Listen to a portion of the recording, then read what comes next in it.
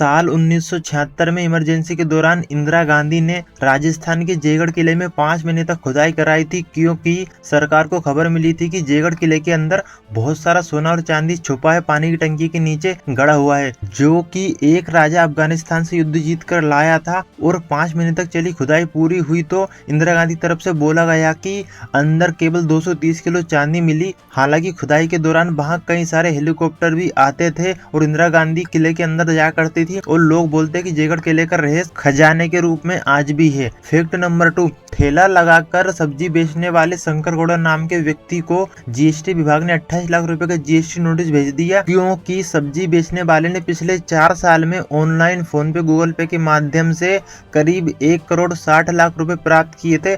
भारत में जब किसी व्यक्ति के खाते में इतने सारे पैसे आते हैं तो उसको टैक्स भरना पड़ता है, लेकिन शंकर गौड़ा ने नहीं भरा, इसलिए जीएसटी विभाग ने टैक्स भरने के लिए 29 लाख का नोटिस दे दिया। लेकिन जरा सोचो, छोटे से सब्जी बेचने वाले ने इतने सारे पैसे कमा ली जो कि बड़े-बड़े नौकरी करने वाले नहीं कमा पाते हैं। फैक्ट नंबर 2, कैलाश पर्वत माउंट एवरेस्ट से बहुत नीचे है, फिर भी कैलाश पर्वत पर आज तक कोई नहीं चढ़ पाया, और इसके पीछे ये कारण बताए जाते हैं कि कैलाश पर्वत का वातावरण माउंट एवरेस्ट के वातावरण से बहुत ज्यादा कठिन है। कैलाश पर्वत के रास्ते में खड़ी चट्टान है जिनके ऊपर चढ़ना बहुत मुश्किल है, और कुछ लोग का मानना है कि पर्वत पर चढ़ते टाइम व्यक्ति दिशाहीन हो जाता है तो रास्ता पूरा नहीं कर पाता।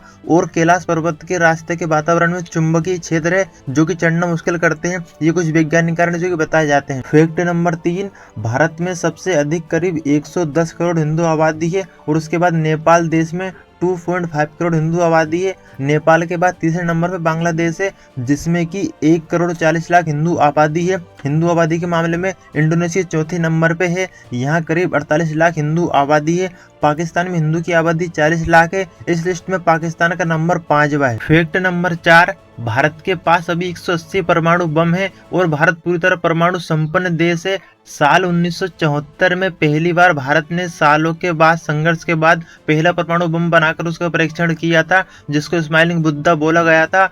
और फिर 24 साल बाद दूसरी बार 1998 में भारत ने परमाणु बम का परीक्षण किया था, जिसको ऑपरेशन शक्ति का नाम दिया गया था। और उसके बाद भारत परमाणु संपन्न देश बन गया था। और परमाणु बनाने का श्रेय किसी एक व्यक्ति को नहीं जाता, वैज्ञानिकों की पूरी टीम को जाता है, लेकिन परमाणु का जनक डॉक्टर होमी जहांगीर को बोला जाता है। फैक्ट नंबर 5, जैसे कि हमारे देश में कानून व्यवस्था है और सारे नियम कानून संविधान में लिखे हैं, और आपको पता है दुनिया का सबसे बड़ा संविधान भारत का है, जो कि 1947 में देश को आज़ादी मिलने के बाद लगभग 2 साल 11 महीने में बनाकर तैयार किया गया था। हालांकि समय समय पर इसमें कुछ बदलाव होता रहता है, लेकिन ये भारत में सबको लगता है कि भारत के कानून प्रक्रिया बहुत धीरे है।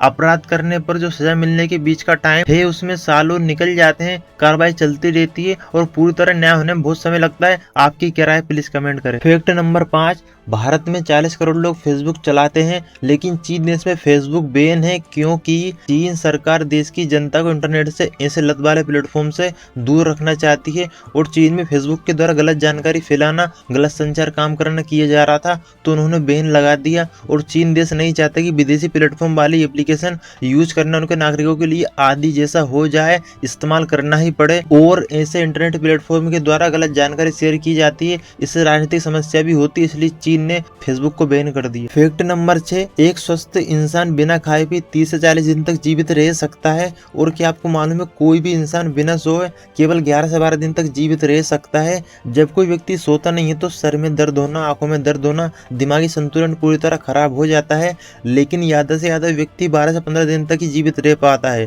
और जैसे हम एक टाइम खाना नहीं खाते हैं तो बहुत तेज भूख लगती है, लेकिन फिर भी एक व्यक्ति लगभग 1 महीने तक जीवित रह सकता है बिना खाए पिए। फैक्ट नंबर 7, झांसी की महारानी लक्ष्मीबाई की डेथ 18 जून 1858 को हो गई थी, और उनके पति को तो पहले ही षड्यंत्र करके मार दिया गया था। लेकिन युद्ध कौशल हो या शासन करना हो, ये सारे गुण एक राजा से ज्यादा रानी लक्ष्मीबाई के अंदर थे। और जितना डर अंग्रेजों को लक्ष्मीबाई का था, उतना उस समय किसी दूसरे राज्य के राजा से नहीं था। सन 1857 में अंग्रेजों के साथ भारतीयों को बहुत युद्ध हुआ था, जिसकी महत्वपूर्ण नायिका रानी लक्ष्मीबाई थी। लेकिन 1858 की लड़ाई में वे बहुत ज्यादा घायल हो गई थी, और फिर एक मंदिर में उन्होंने अपने प्राणों को त्याग कर दिया।